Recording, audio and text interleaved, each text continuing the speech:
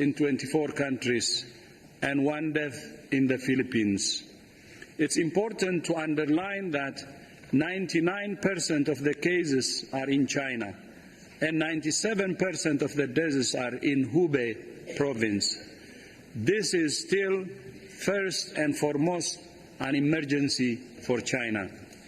We continue to work closely with the Chinese government to support its efforts to address this outbreak at the epicenter.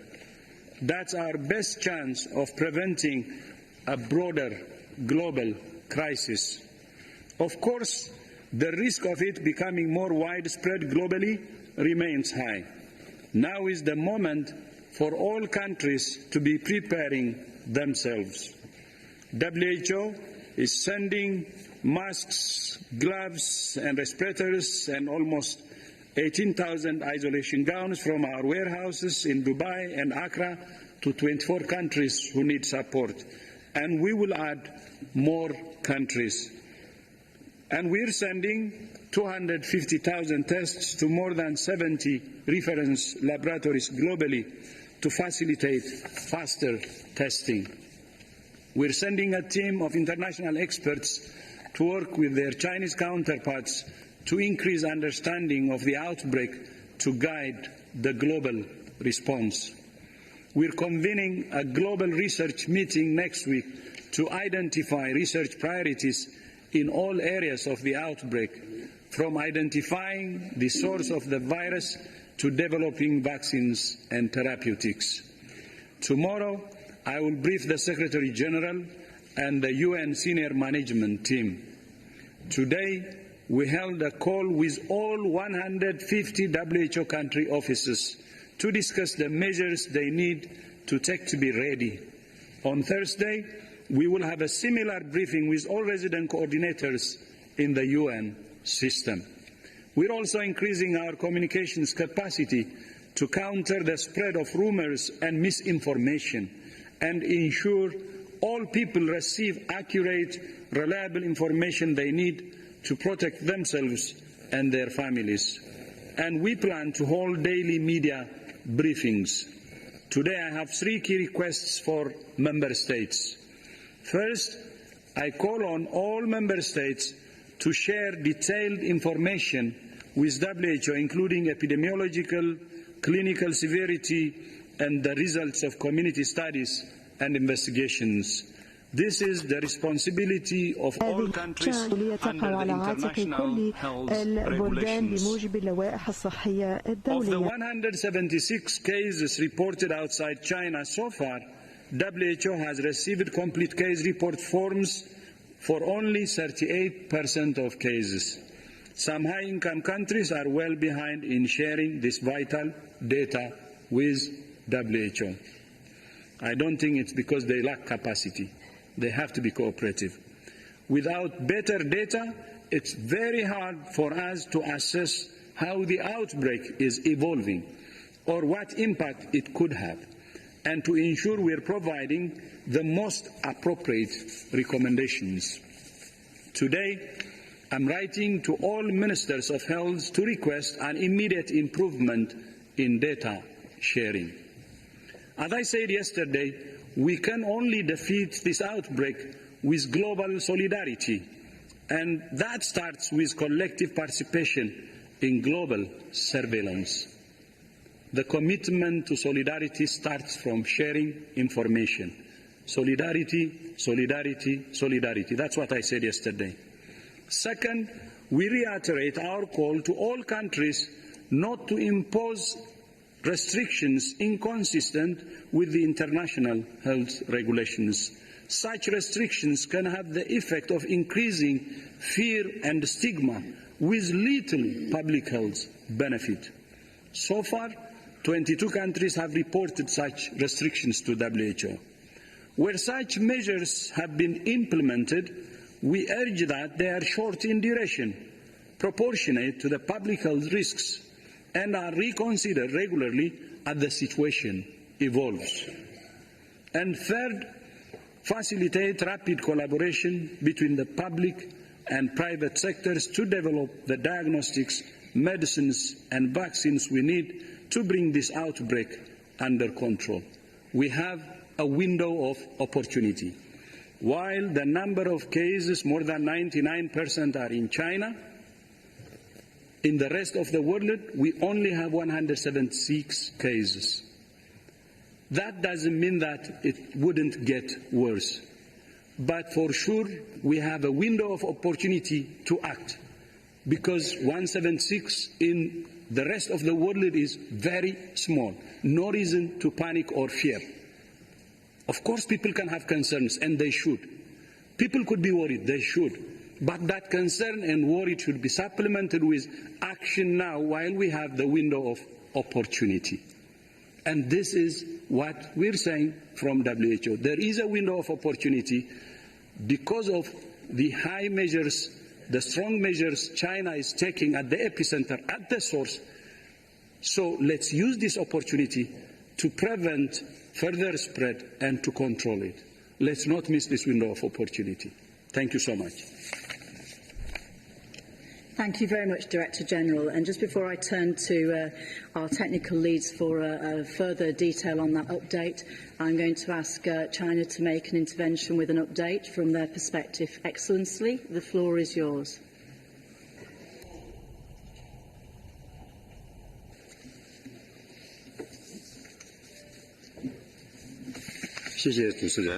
Thank you, Madam Chair.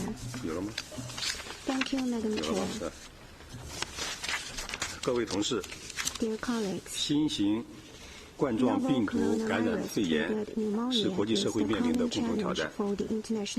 为维护全球卫生安全，保障中国人民和世界人民的健康，中国政府将疫情防控作为当前最为重要的工作。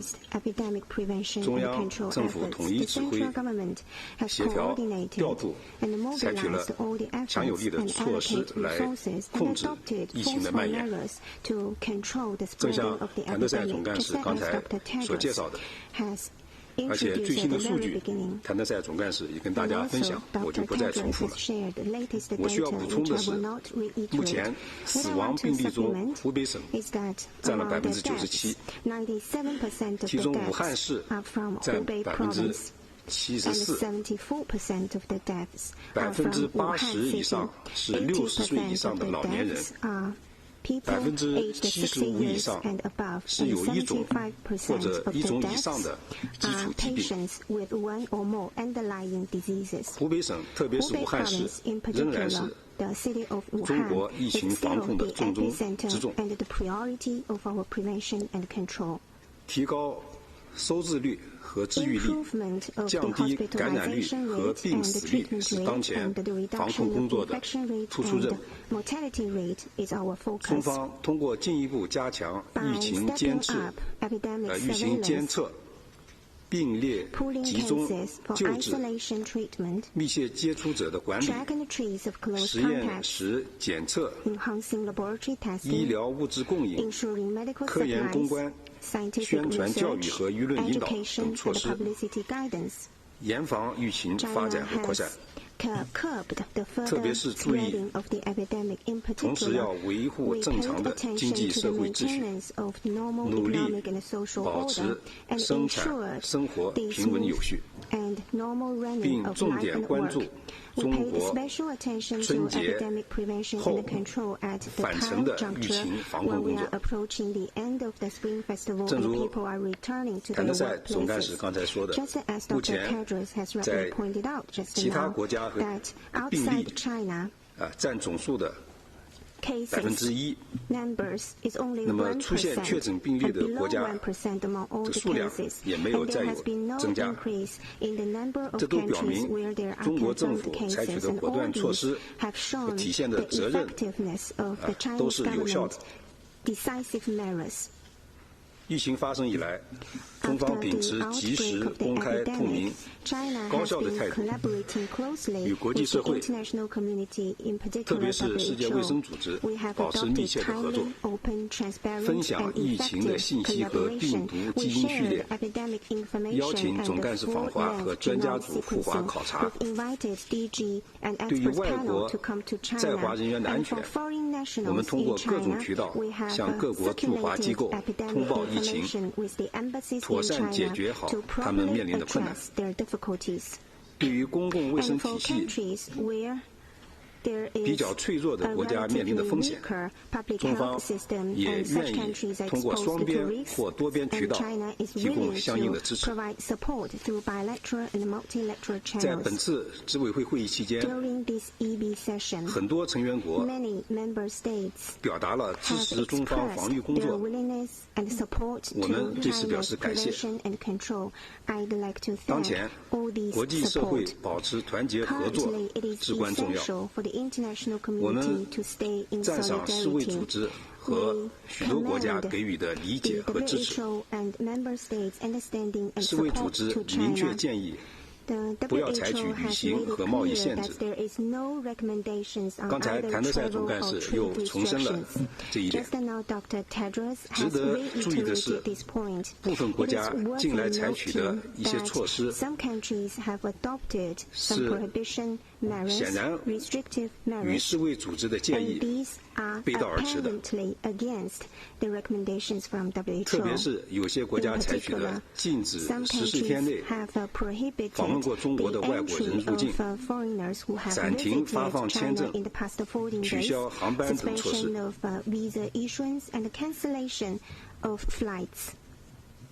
我们认为，采取过度的限制、隔离时，不但不利于疫情防控的国际合作，也会造成更加复杂的对防控工作造成更加复杂的干扰。从以往疫情预防的经验来看，包括H1N1 流感的过程当中，限制措施并不会对疫情的防控，过度的限制措施并不会对疫情的防控产生，特别是国际合作产生积极的影响。所以，我们再次呼吁各国认真采纳世界卫生组织的建议，不要采取过度的反应和不必要的国际旅行和贸易限制，更不要发生歧视性的行动和污名化的现象。对于已经采取的过渡措施，我们希望能够得到重新的考虑，并且予以撤销。我们也希望世界卫生组织秘书处继续发挥应有的作用，就各国采取适当、有效、合理的防控措施提供及时和有力的指导。中方愿继续就疫情防控开展国际合作，继续本着开放透明的态度，及时分享信息。我相信，只要大家团结一致、同舟共济，我们就一定能够战胜疫情。谢谢主持人。 Thank you, Madam Chair.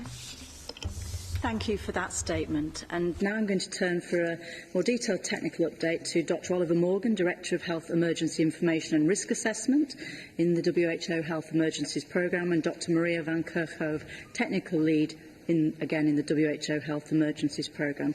Oliver, Maria, the floor is yours.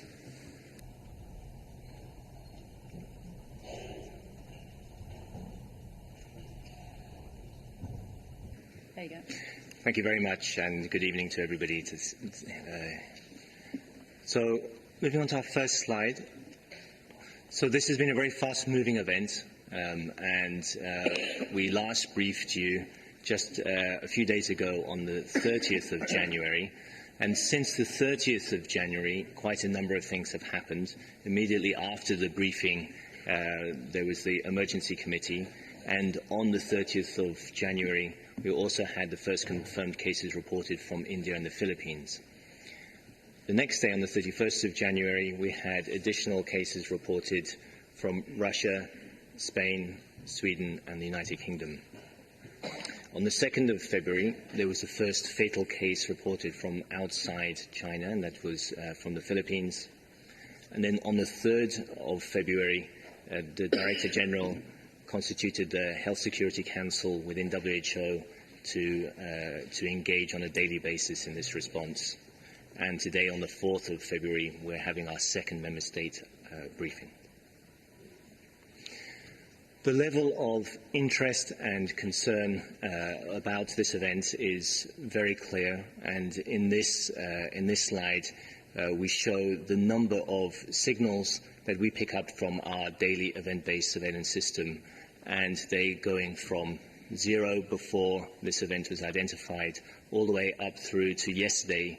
We monitored 26,100 different signals of concern and information that's been circulated about globally about this event.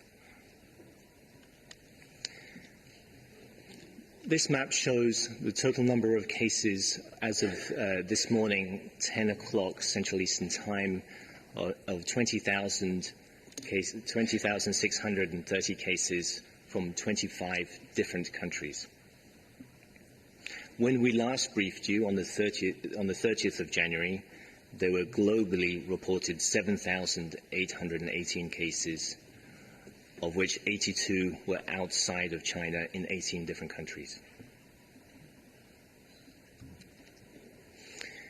From the data reported from China, as we've just heard, there are 20,471 confirmed cases and 23,214 suspect cases cumulatively reported as of today. There are confirmed cases reported from all provincial level administrative units, and there have been 2,788 severe cases reported. There have also been 425 deaths, mostly in Hubei province, but deaths have also been reported from several other provinces. There have been 221,000 contacts identified, of which 171,300 are still under follow-up. Excuse me. In this figure, we can see from the 26th of January through to the 4th of February to today, the number of cases reported by day from China, broken down by Hubei province and all other provinces. There are two clear things we can determine from this slide. One is that the number of cases reported each day has continued to increase, but the second is that the majority of cases continue to be reported from Hubei province and also from other provinces outside Hubei.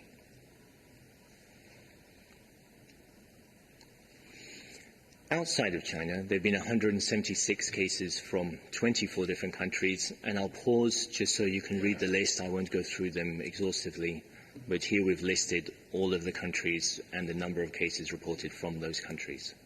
As I mentioned previously, there has been one death reported from the Philippines.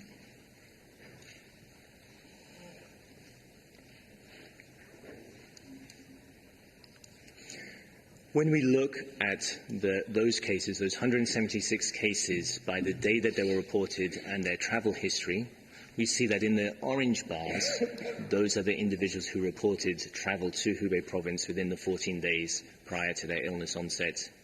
And we can see that a large number of the 176 individuals did indeed report travel history from Hubei province.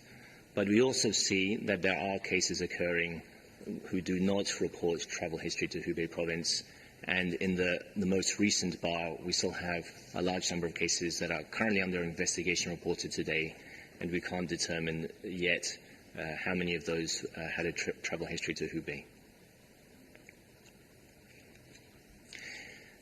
We now have a very clear picture of human-to-human transmission outside of China. There have been 27 cases of human-to-human transmission reported to date across a number of different countries, 27 9 countries, 27 secondary cases across 9 countries. And there are a number of different types of exposures that have been documented amongst these human-to-human transmission cases.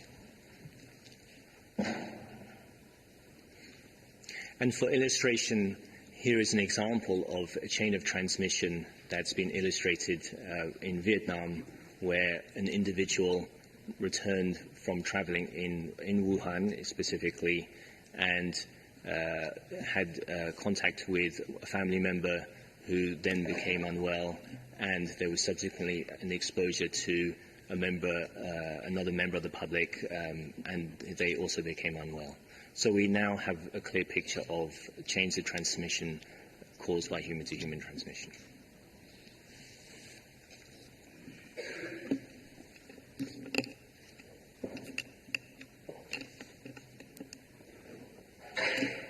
Thank you. So I'm just going to give an overview of some of the severity and transmission characteristics that we've been following since the beginning of this outbreak. So overall, we have some detailed information of severity among some of the reported cases, and what we have learned through the reporting from countries, but also through our technical network of clinical experts, of clinicians who are treating patients, that patients present with fever and cough and shortness of breath. But we do see some individuals, about 2 to 3%, that do present with gastrointestinal symptoms, including diarrhea. The symptoms range from mild to severe disease, and some result in death. And as of the 4th, as of today, 2,788 patients are reported as severe, and that's about 14% of the overall reported cases in China. And there are an additional 425 people, or 2% of the reported cases, who have died. We know that these numbers may change over time as surveillance increases and as testing capacity increases. Among the fatal cases in China, these are strongly associated with advanced age, over 60 years old, and comorbidities are common in older patients, but this may not be an independent risk factor. We know the cause of death is due to progressive respiratory and multi-organ failure, and that most deaths have occurred after 7 to 10 days. There is good news that 684 people have recovered, but we do want to caution on the use of these percentages, that the true case fatality ratio may change over time.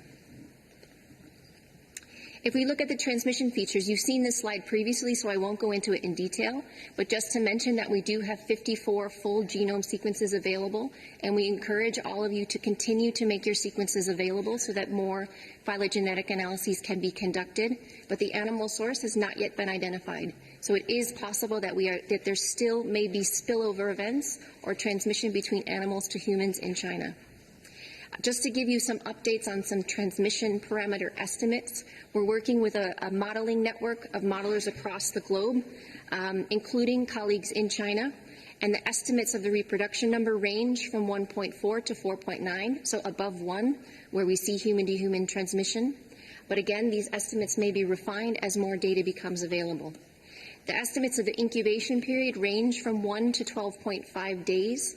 From the beginning, WHO has assumed an upper bound of that incubation period of 14 days based on our experience with other respiratory pathogens, and we still believe that that holds true. And as Oliver mentioned, we have limited human-to-human transmission now in 9 countries. This is an overview of the technical guidance that you've already seen. I encourage you to look at our website because these documents are continuously updated. There's one new piece of advice to mention, and this is the advice of the use of masks in the community during home care and in healthcare in the context of this outbreak. One new thing to mention, the Director General mentioned in his speech, are some new epidemiologic investigation protocols that we have put online. So in addition to reporting information on each of the cases that are identified in your country, which is critical for us, we encourage you to conduct epidemiologic investigations, which are aimed at looking at the spectrum of disease and severity among cases and contacts, to look at the extent of infection among contacts and risk factors for transmission, to look at the impact of IPC measures, especially in healthcare facilities, and to get data on viral load and shedding profiles of infected patients. To give you a concrete example of some of the work that we have ongoing in the lab, so we have an international laboratory network that meets regularly, multiple times per week by teleconference. We have developed an international system for reference laboratories specifically for this novel coronavirus, and it's largely aligned with our influenza network. We are not starting from scratch. We are building from decades of laboratory work that the influenza network in GISRIS has utilized and has built. This week, we have shipped 250,000 tests to 70 labs globally, including 24 labs in Europe, 24 labs in Africa, and the remaining kits will be sent directly through our regional offices. We also have a specialized lab network of labs internationally listed here on the right that can do reference testing for any country globally. This is an overview kindly provided by our colleagues from the African region of looking at transport specimens as of yesterday, as of tomorrow, and planned by the end of this week. And what you can see in red on the far left are countries that have referral labs for the novel coronavirus. And as of the 7th, in green, these are the countries that will have the kits, that will have the tests to be able to test for novel coronavirus. This is something that we are constantly looking at. We know that this is very important for countries to quickly be able to detect and know if they have this virus in their country. Oh, my last slide is good. I think that was my last slide. One last thing before I pass on is to say that our priorities for stopping this outbreak have not changed since the beginning. I'm going to hand it over to Scott, who's going to talk about or did you want to pause? No? Okay, Scott's over there. Thank you very much to Oliver and to Maria. And in the normal way, the slides are going to be sent to you as soon as possible and very shortly. So I know many of you are interested in scrutinising the detail of those. As you can imagine, it's been, as well as the work that's going on the technical side, we're working hard on the Global Strategic Response Plan. And I'm going to ask Scott Pendergast, Director, Strategic Planning and Partnerships in the Emergencies Programme, to give you an update on where we are with that. Scott. WHO has been working over the last 2 weeks together with multiple partners, about 120 partners, all regional offices and country offices, to develop a strategic preparedness and response plan for the coronavirus. The scope of the plan is the public health strategy to support countries to prepare for and respond to this outbreak. The goal, as DG has mentioned, is to stop the further transmission of the virus within China and to other countries and to mitigate the impact of the outbreak in all countries. The key strategic objectives at this stage are to A, limit the human-to-human transmission, B, to identify, isolate and care for patients early, C, identify and reduce transmission from the animal source, D, address crucial unknowns such as the severity and the transmission, E, communicate critical risks and event information regionally and globally, and minimise the social and economic impact, in particular looking at the travel and trade measures. The response plan has 3 major lines of action. The first line of action is to establish the international coordination and operational support. This will be done at both the global, the regional and the country level. It will be done through establishing partner coordination mechanisms, utilising the existing partner mechanisms we've got, such as the Gordon Network, the emergency medical teams, UN agencies, humanitarian partners, technical expert networks, research networks and financial partners. Secondly, we will continue to provide an authoritative source of the epidemiological analysis and forecasting of where this response is going. Also providing global regional risk communication, the laboratory and diagnostics capacities the country requires to detect and confirm cases, providing authoritative technical standards, expertise and guidance through various platforms, including the massive online learning platforms that we have. Also ensuring that we have continuous supplies to high-risk, high-vulnerability countries through our work with the private sector and with other partners in terms of the pandemic supply chain coordination, and also to continue to provide advice on travel and trade through the IHR mechanisms.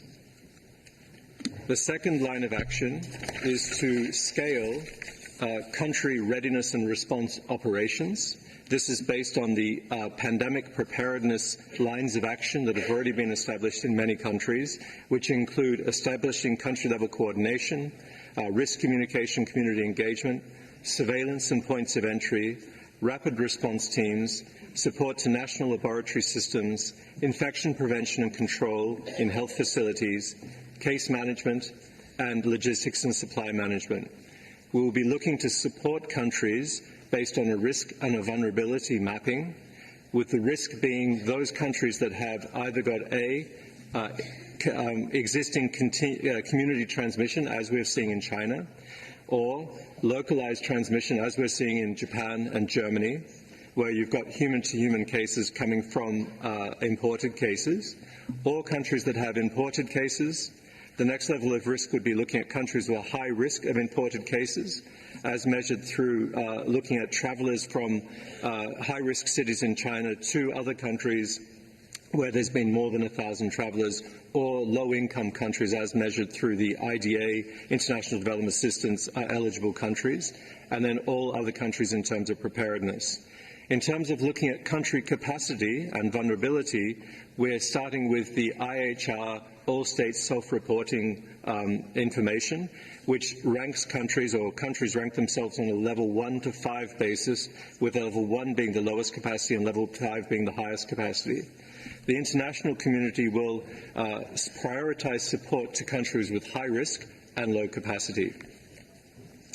The third major line of action is accelerating the priority research and innovation. This begins with addressing the crucial unknowns regarding the clinical severity, extent of transmission, and infection treatment options, as Maria has just outlined, but also establishing the global coordination of all stakeholders for research and development, supporting a clear and transparent global research and innovation priority setting process, and building common platforms for the standardized process protocols and tools for sharing samples, data, and other information. And there will be a very significant meeting early February of many research stakeholders.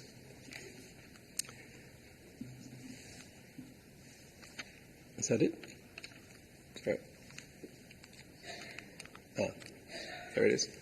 In terms of looking at the current preparedness and response requirements, as I've outlined, this slide is showing which countries currently are in community transmission, localized transmission, imported cases, high risk, or in preparedness modes, and also looking at the country capacities. What we can see is that on the higher end of the capacities, there are many countries that are already detecting imported cases, as well as potentially detecting and seeing localized transmission. What we're most concerned about is the lower end of the capacity scale, where you have a number of countries that are high risk of imported cases, but potentially we're not seeing those imported cases detected. So this is the priority action with lower capacity systems to make sure that they've got the capacity to detect, to diagnose, and to quickly isolate cases. We'll continue to update this mapping on a regular basis as the epidemiological situation evolves, and as countries are getting a much clearer idea about what their risks and gaps are. In terms of looking at the costs, the potential costs for response, what we've done is we've modelled out what the unit cost would be to respond to A, 10 imported cases, B, a cluster of 100 cases of localized transmission, and C, a cluster of 1,000 community transmission. And for each of these, based on the response measures to be taken at country level, including the supplies, essential commodities, technical and operational support costs, training and incentive payments for national workers, we've been able to model what a unit of this would be. So for dealing with over a 3-month period for setting up and running 10 imported cases, it's around 1.5 million in terms of international support, localized transmission about 10 million, and community transmission of about 55 million. Based on these costs, what we can then do is see what the total potential cost for immediate response would be, in particular to the lower capacity health system. So the overall cost for country support modelled here is about 640 million. Much of this money would actually go directly through to national governments in terms of providing support to national systems to scale up preparedness activities, and we're in close communication with the international development banks, such as the World Bank, the Asian Development Bank, the African Development Bank, that are currently looking at the mechanisms that they've got available to provide emergency money to countries to scale up this preparedness. We'll also be working with the international donors to ensure that there's financing available for implementing partners best placed at country level to support national governments to scale up activities. The overall response cost for the February to April period, the 3-month period, looking at the 3 major lines of action, is $675 million. This does not include the costs for mitigating the social and economic consequences of the outbreak. This is focused on the public health costs. It's an estimated resource requirement that will have to be augmented by bottom-up planning at the country level, together with partners, for actual implementation to assess needs and gaps. And in terms of the research costs, it does not include the costs for the actual development, manufacturing, testing and licensing of research and development products. In terms of the WHO immediate needs, we are seeing that our immediate needs would be around about 61.5 million for the 3 months. This would include WHO rapidly establishing the global and regional incident management teams to coordinate international technical expertise and support to country preparedness and response, to provide high-risk, high-vulnerability countries to be able to implement priority actions such as diagnostics and the provision of essential supplies, technical and operational support, and to begin accelerating the work in terms of the research and development. The majority of this funding will be channeled through the regional offices and the country offices for implementation. In terms of the immediate next steps for the planning, as we've said, we're going to establish the regional and global coordination platforms. This also includes the work that we're doing with the UN. And then turning to the country level to support countries to identify existing capacities, gaps, and implementation plans. Thank you.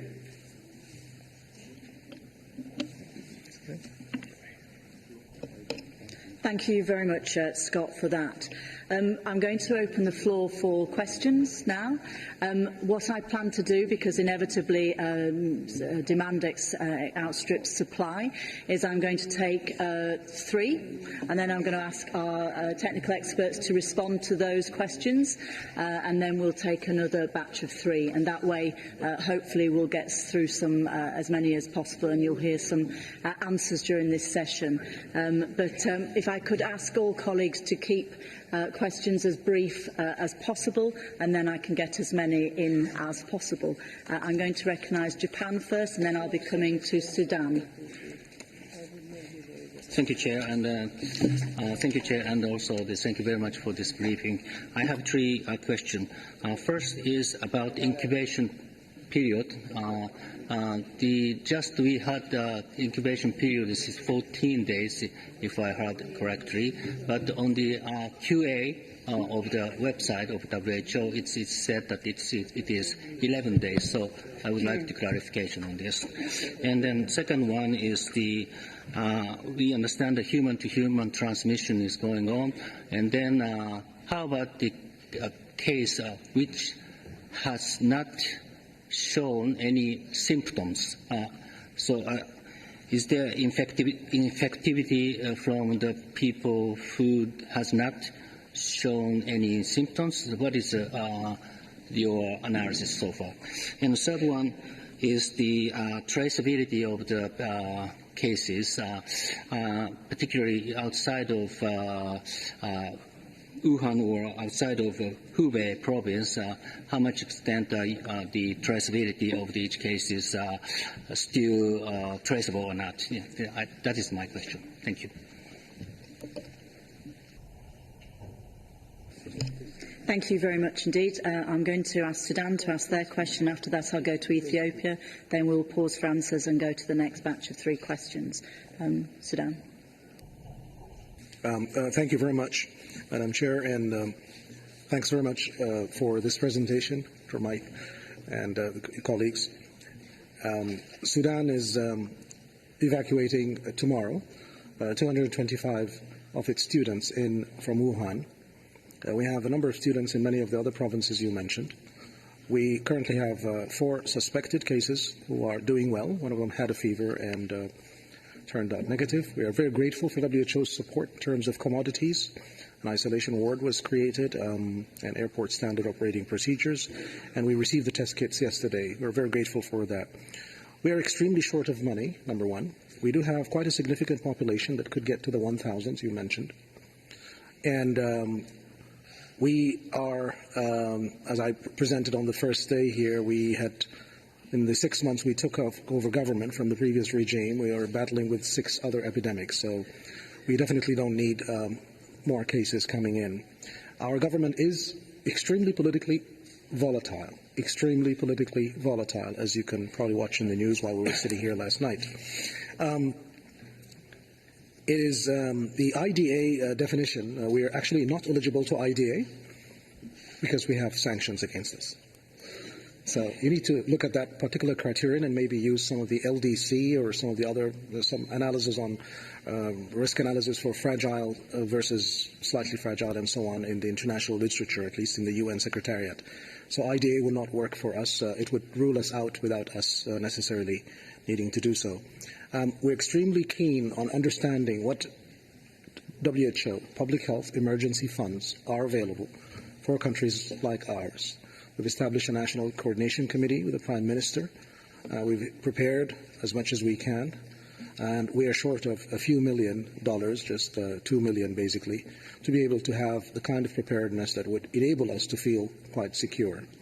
But what is the mechanism that a Ministry of Health can do in order to access those funds, or should we just look for bilateral funds locally, which will be quite a stretch? But once again, thanks a lot for WHO's great support. We were very happy to hear that our isolation ward in Khartoum Teaching Hospital was up and running and created using existing equipment before some of the more wealthier or middle-income countries had. But we definitely don't want to sit on our laurels and wait for the disaster to happen. With a little help, we think we can avert this disaster and turn our attention to the other epidemics we have. Thank you. Thank you, Sudan. Ethiopia, please. Thank you, Chair. My question is the same with the one that was asked by Japan regarding transmission from asymptomatic cases. Thank you. Thank you. I'm going to turn to my colleagues for answers on those, but just to say the next 3 questions will be the Czech Republic, the USA and Bangladesh. But first, Maria, do you want to speak first? Thank you.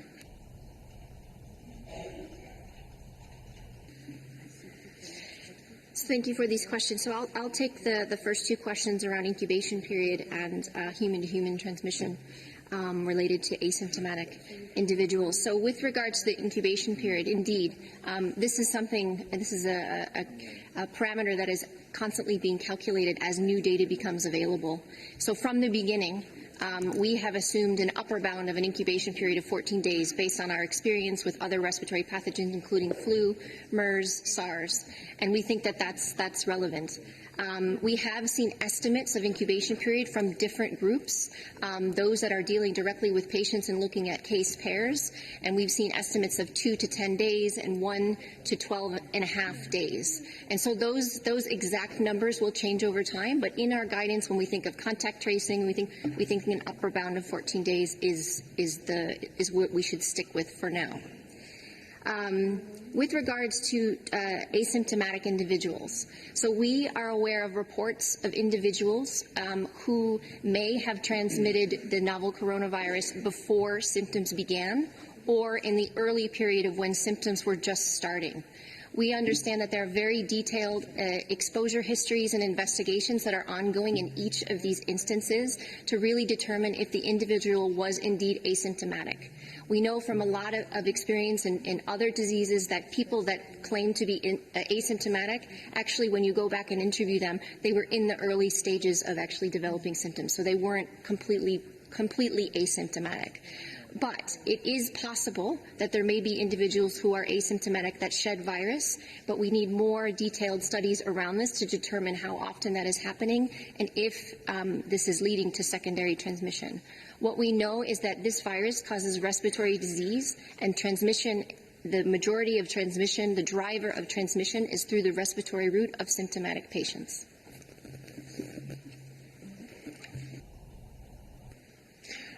I'll just comment on the third question from our colleague from Japan about contacts being followed up in China.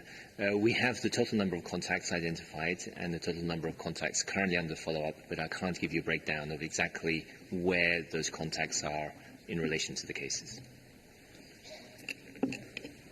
Thank you. I'm going to ask Executive Director of the Emergencies Programme, Dr. Mike Ryan, to comment on some of the questions from Sudan and Ethiopia, I think particularly around some of the funding mechanisms.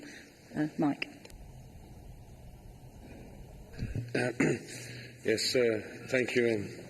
And certainly to our colleague from Sudan, it's not been an easy year. At least 6 concurrently running epidemics has not been very easy to deal with, despite everything else. But I think many countries in Africa in particular are experiencing similar epidemics, and therefore the addition of novel coronavirus is yet another burden and a great worry.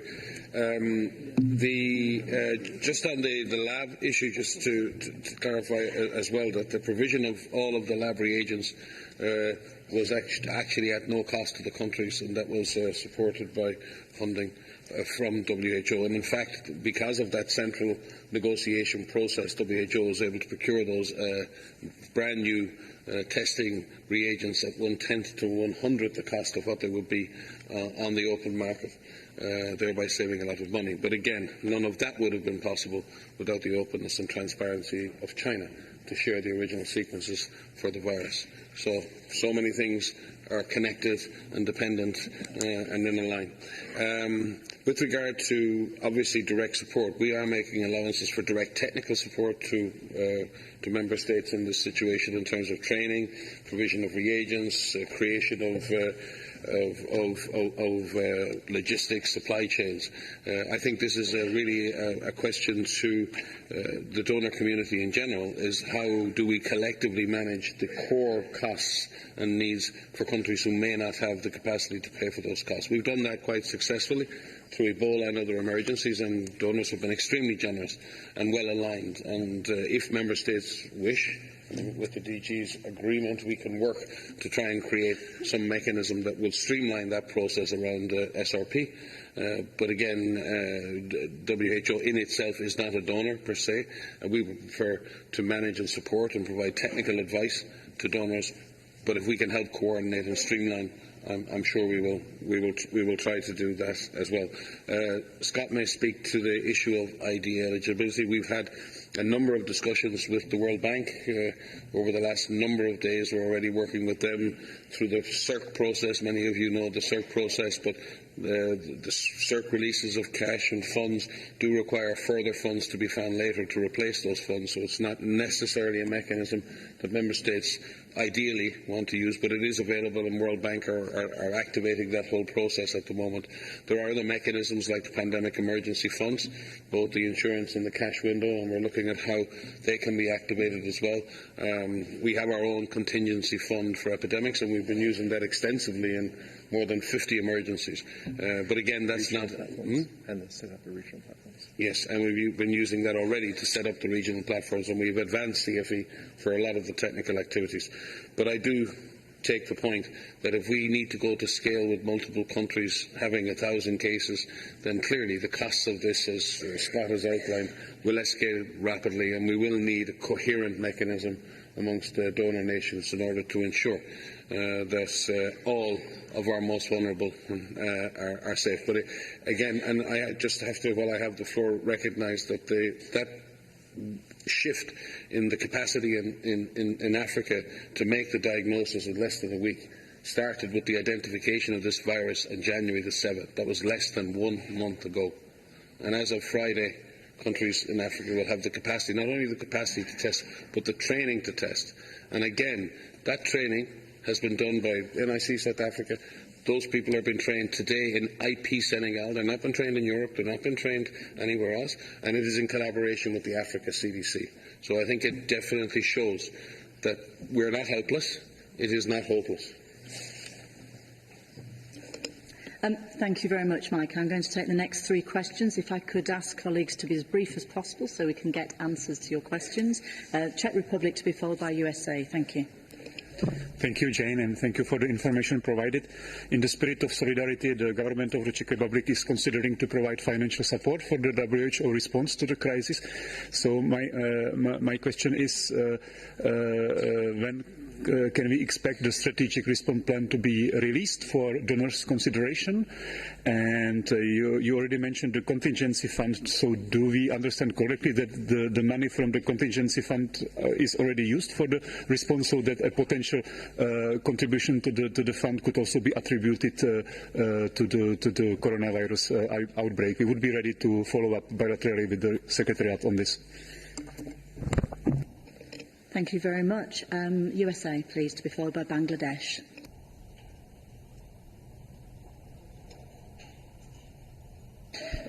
Thank you very much. First of all, just to thank you for the very comprehensive and thorough briefing today. This is very, very helpful to hear this.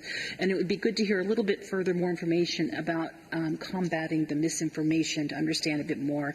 And secondly, how you're organizing headquarters and regions to align on these regional platforms. Thank you. Thank you. Bangladesh.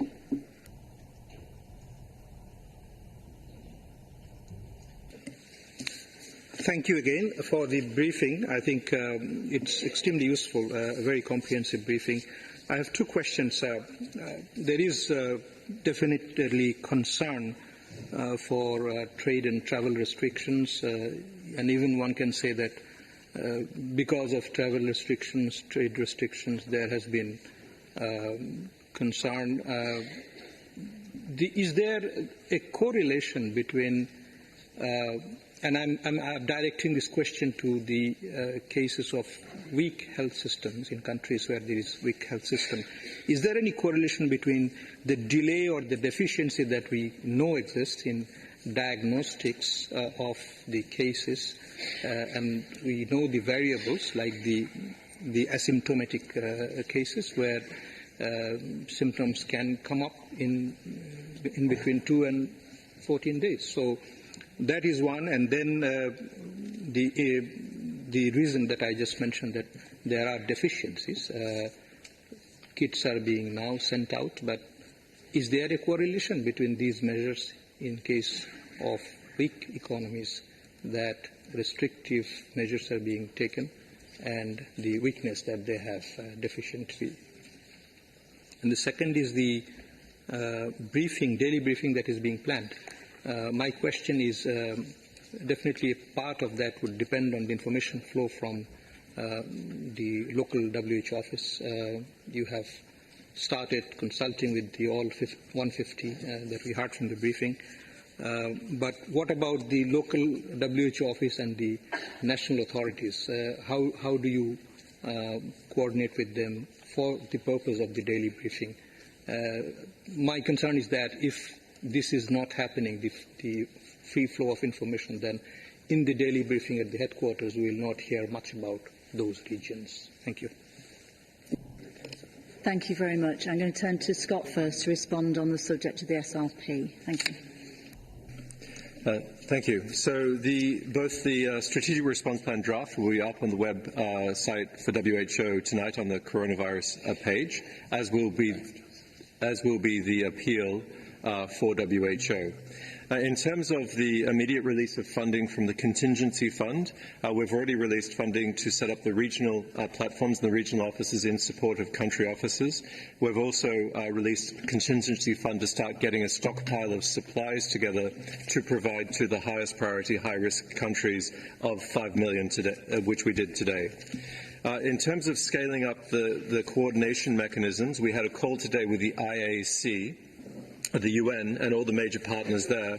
And as DG said, later this week we're going to have a meeting with the Secretary General and the senior management team, which will establish a crisis management cell at the UN level, and that will also be then reflected at the country levels through the RCs, who we'll be discussing with on Thursday, the regional coordinators or the humanitarian coordinators in those settings. In terms of the WHO coordination, we met with all of the country offices directors today to give them a briefing on the situation, a similar briefing to this, and we'll be meeting with them on a regular basis.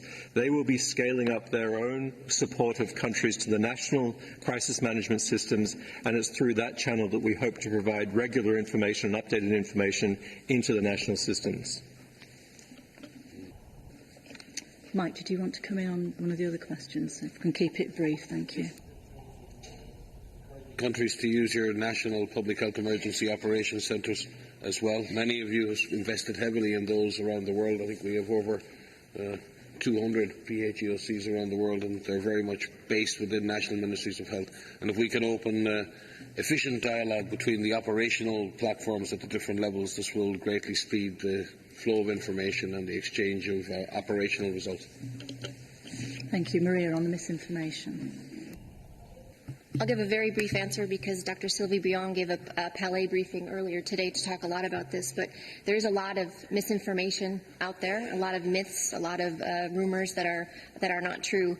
So we are working very hard to address these as we learn about them, and we're trying to gather this information from many different sources. We have a section on the website around myth busting so that we can actually address these head on.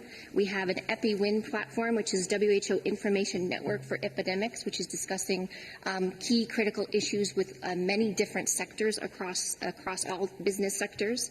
And we have the Director General mentioned that we will be doing daily media briefings. So we're trying to get ahead of these rumors and trying to get ahead of this misinformation so that you have the most accurate information every day.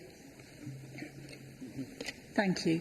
We did start about 5 minutes late, so I propose to run for 5 minutes over, if that's acceptable. We have 3 more questions have been indicated. If I could ask Italy, Brazil and Botswana in that order to ask a very brief question, if you wouldn't mind, and I'll ask my colleagues to give a concise answer. So, Italy, to you first. Thank you, Madam Chair. Microphone, Italy, please.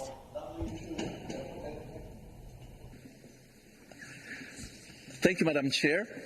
Italy wishes to thank the Director General of WHO, Dr. Tedros, all its officers and staff engaged in the response to the novel coronavirus outbreak. We are also grateful to China for its strong efforts at national level to contain the disease and cooperate with the international community in spirit of solidarity. Since the very first beginning, as we received news on the new severe epidemic caused by a novel virus, Italy has applied all WHO recommendations on prevention, containment and control of the infection, including the isolation and treatment of suspected and confirmed cases and contact tracing. The 2 confirmed cases in Italy are being monitored by professional staff of the National Health Service. After the declaration of public health emergency of international concern by the Director General of WHO, further preventive measures have been adopted by our government to protect both Italian citizens, residents, and as a contribution to global efforts to contain the spread of the virus. All these measures are being implemented under the principle of precaution, will be kept in place for the specific purpose of public health protection, and could be flexibly reviewed as appropriate. We will also thank the People's Republic of China for having facilitated the repatriation of Italian nationals from Wuhan. They have travelled smoothly and safely back under the strictest containment measures, abiding to the highest available standards on the field, where Italy has a specific expertise. The repatriated are being monitored by the NHS and up to date are in good health conditions. Finally, the virus has been isolated and it is cultivated at the National Institute for Infectious Diseases Spallanzani in Rome and is available for scientific purposes to other countries. The genetic sequence of the virus is public on the Gene Bank. Dear Director General, dear colleagues, Italy is willing to contribute actively to the common fight against coronavirus and is eager to contribute to the strategy being put in place by WHO. Thank you. Thank you, Italy. If I could ask Brazil next, and followed by Botswana, and once again, if you could be as brief as possible, and then we can get responses to you. Brazil. Thank you, Chair. In the interest of time and for having replies, I will save the national comments for our national statement during the emergency item next Thursday in the EB session. But we will be providing information on cooperation activities in the region of the Americas and also with Portuguese-speaking countries promoted by Brazil in this context. But the question I would have has to do with information that there were about 684 cases of recovering patients. And could maybe the Secretariat provide us with more information about the treatment applied in those cases and what possible causes would that recovery have? Thank you.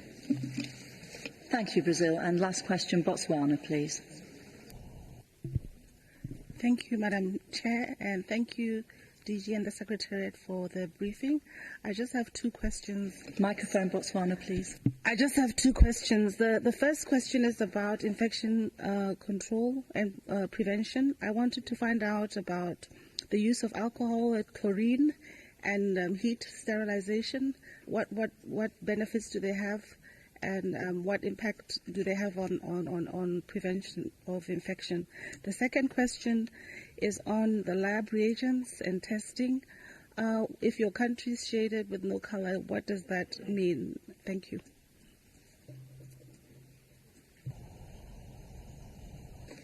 Thank you. Just checking colleagues heard the last question. Yeah, I wanted to make sure I heard that. Maria, there may be limits to what you're able to say about some of the questions, but if you could give us a brief response to those that you're able to. Thank you. Unfortunately, I don't have more information about the 684 patients that have recovered, so I can't answer that question. With regards to the map that we showed and those that are colored in red and in orange, and if your country is not colored in a certain color, that means we need to work harder to make sure that you have the right reagents to do those testing. So just know that there is an entire global network that is working hard to ensure that there is the ability to have rapid detection, and so we will continue to do so to ensure that you can do that. Mike. Absolutely, Maria, completely agree. But I think we need to also, we have been working very much strategically with the regional offices, and it's the regional office platforms that will provide and are providing the majority of the country-based support. And they will continue to do that with both the financial investment needed, and you'll see in the strategic response plan that the majority of the investment being needed and requested is to be invested at regional and at country level. And the costs for global coordination are very reasonably small within that. So we need to support our regional office platforms so they can provide the necessary close support to each and every member state, and we will be supporting the regional offices in achieving that. Thank you. Thank you very much. Thank you for those questions. Thank you to my colleagues for those answers. A brief reminder on information. We will send the slides out. Earlier today, we sent missions an email with a reminder of the key web links to up-to-date information, including the regular situation reports. So that went out to you. You will get more information coming out to you over the course of the next few days. We will, of course, return to these matters during the emergency items on Thursday of the Executive Board, and we are making arrangements for regular briefings in line with the Director General's commitment to you in that way. I know you have other events to go to, including an important side event being held by our Afro colleagues, so I thank you very much indeed for your attention and attendance, and wish you a good evening. Thank you.